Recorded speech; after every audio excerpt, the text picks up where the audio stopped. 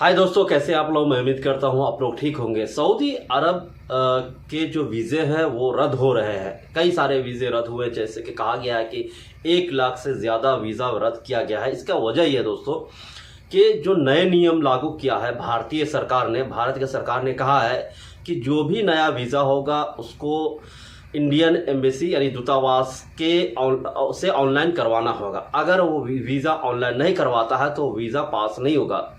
अब इसके पीछे की वजह हो सकती है, कुछ सरकार को समझ में आया होगा, भारतीय सरकार को, कि जो इसके पीछे की वजह है वो हो सकता है चिंताजनक हो। इसके वजह से जो सऊदी अरब अगर जा रहे हैं या कतर, ओमान, बहरीन, किसी भी मुल्क में जा रहे हैं तो सबसे पहले आपका जो वीज़ा है वो दूतावास से ऑनलाइन करना होगा। अब इस पे जो है ना काफ़ी सारे जो ट्रैवल एजेंसियां हैं वो धरना प्रदर्शन भी कर रहे हैं और जो विदेश मंत्रालय है उनसे भी मिल रहे हैं।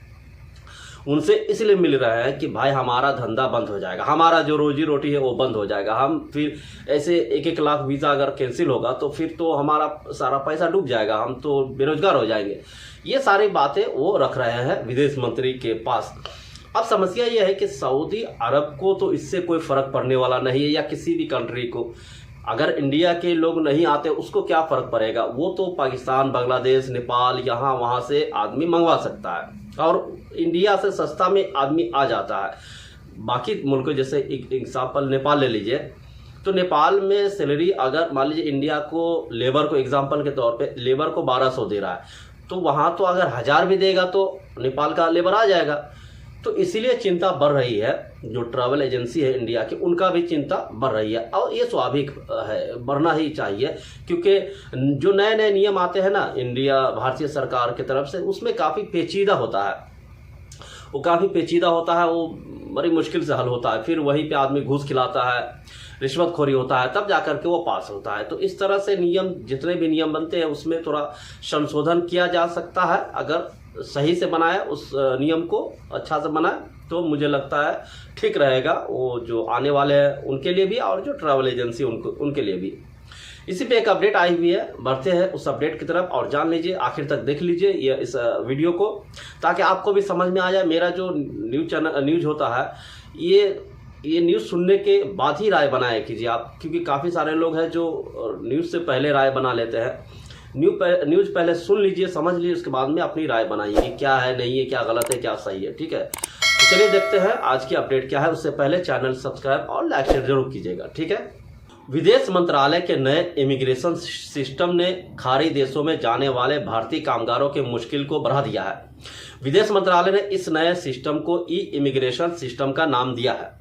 इसमें करीब 79 नए पॉइंट जोड़कर पूरा सिस्टम काफ़ी मुश्किल कर दिया है। हालांकि केंद्र सरकार ने कामगारों को अच्छी सैलरी सुविधा दिलाने के लिए इसकी शुरुआत की है, लेकिन खाड़ी देशों की कंपनियों ने इस नए सिस्टम को ज़्यादा तवज्जो नहीं दिया है। इसकी वजह है कामगारों का वीज़ा एक्सपायर होने लगा है। इसी की वजह से जो वीज़ा है वो एक्सपायर होने लगा है। ठीक है, और क्यों ध्यान देगा कंपनी, किसी देश का आपके ऊपर क्यों ध्यान देगा, उसको तो कहीं से भी वीज़ा मिल जाएगा। कंपनी का ऑनलाइन रजिस्ट्रेशन होगा। नए नियम के मुताबिक जिस देश का वीज़ा होगा उस कंपनी का भारतीय दूतावास से ऑनलाइन रजिस्ट्रेशन जरूरी है। जारी होने वाले वीज़ा का एग्रीमेंट बनेगा जो ई इमिग्रेशन पर अपलोड होगा। इसमें सैलरी, खाने पीने समेत अन्य सुविधाओं का संबंधित कंपनी एग्रीमेंट करेगी। ऐसा नहीं करने पर केंद्र सरकार इमिग्रेशन नहीं करेगी। इसके दायरे में कम पढ़े लिखे लोग भी हैं। इन देशों के ज़्यादातर कंपनियां नियम मानने को तैयार नहीं है। वो क्यों नियम मानेगा? ये भी बात सही है कि अगर कोई कंपनी सऊदी अरब में, वो आपके दूतावास में क्यों जाके अटैच होगा, क्यों आपका रजिस्ट्रेशन करेगा अपना?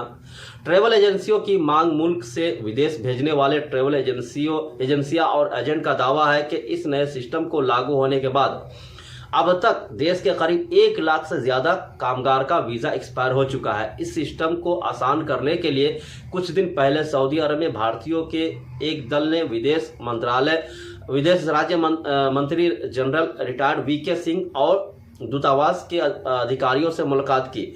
दूसरी तरफ राजस्थान से राज्यसभा सांसद अशरफ अली ने इस संबंध में पीएम नरेंद्र मोदी को भी खत लिखा था।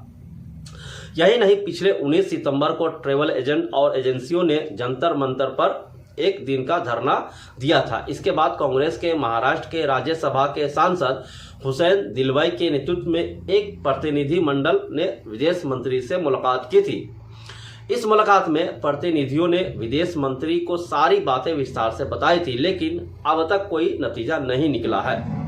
ट्रैवल एजेंट का कहना है कि काम पूरी तरह से बंद है और अगर जल्द इस मसले का कोई हल नहीं निकाला गया तो वो बेरोजगार हो जाएंगे। वो खुद को कह रहे हैं कि हम बेरोजगार हो जाएंगे, ट्रैवल एजेंसी का कहना है ये, ठीक है। खाड़ी देशों में, भारतीय खाड़ी देशों में करीब 70 लाख से ज़्यादा भारतीय रहते हैं। इसमें करीब 30 लाख के आसपास सऊदी अरब में, 20 लाख यूएई यानी दुबई में है, 7 लाख कुवैत, 7 लाख ओमान में, 6 लाख कतर में, 3 लाख बहरीन में रहते हैं, ठीक है।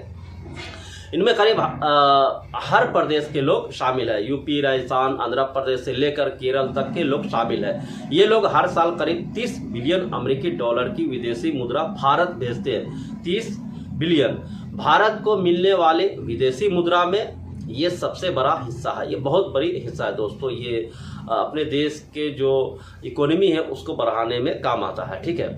जानकारों का कहना है कि नए इमिग्रेशन सिस्टम से पैदा हुई समस्या का हल जल्द नहीं निकाला गया तो इसका सीधा असर देश के अर्थव्यवस्था पर पड़ सकता है। विदेश से आने वाले विदेशी मुद्रा में कमी आ जाएगी। इसके साथ ही लाखों लोग बेरोजगार हो जाएंगे।